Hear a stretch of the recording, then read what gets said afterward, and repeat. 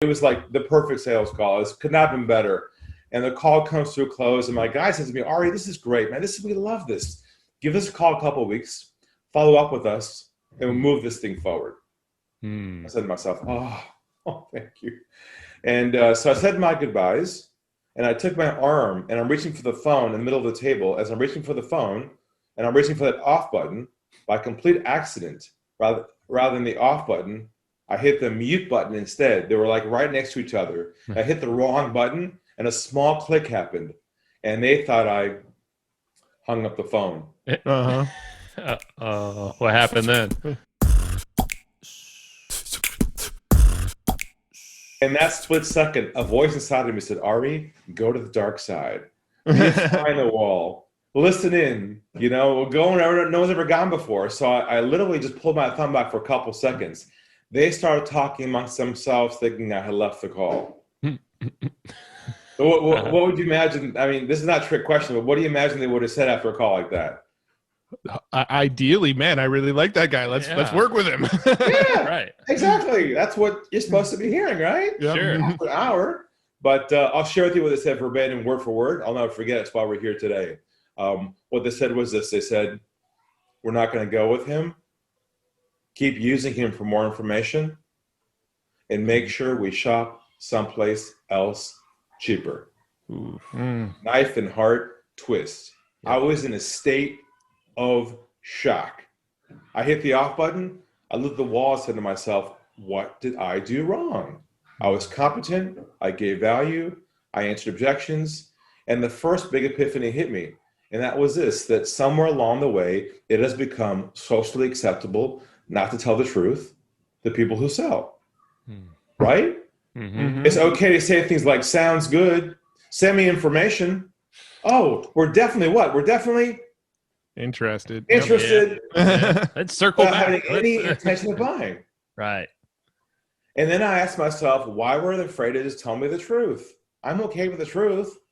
And I realized that moment that there is like this invisible kind of flow of like pressure that flows underneath your sales process with a pre-sale with somebody. And unless you remove that pressure pre-sale, they'll always have their guard up and won't tell you the truth. You have to chase them to get what you need and play what I call the sales game. And that's where I went to my whole concept called the Unlock the Sales Game mindset, where your goal is not to focus anymore on the end goal of the sale, but your goal is to focus on the truth. And that became my whole philosophy and kind of revolution around how to change the way you think with a whole body of work around that with languaging and processes. And that's the premise behind our whole philosophy, is that you can make a lot more sales by focusing on trust and not the end goal of the sale at first. And that'll kind of change everything. Yeah. I'm curious, knowing what you know now, what would you have done differently on that call? Great question. I love that question. All the time. And the funny thing about that is the answer to that is that I never would have had the call. It's the pre-work, right? Because I would have got the truth in the beginning to have avoided the chasing process and chasing game. And that's what happens is we end up in this chasing game with people who tell us what we want to hear.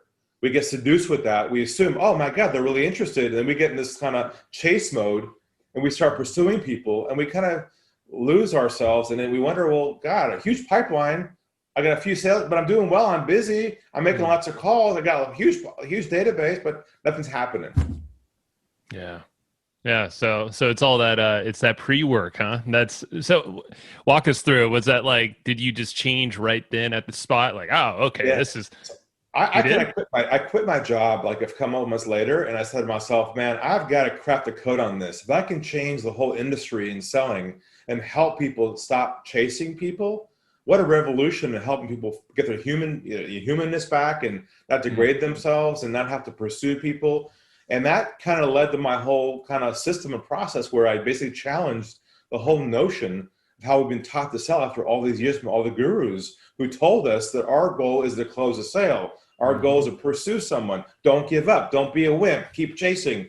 And I realized that's a very dysfunctional process having to do that with people. But if you can get smart about this, and build trust with them at hello, then, because my whole thing is a sale is lost at hello, not the end of the process. It's lost over here, not over here. But we always been taught to believe We lost it at the end when it was lost in the beginning. So my whole system and philosophy, I'll share with you some ideas today, is ways to engage people in the beginning of your process that builds trust from the beginning, not the end.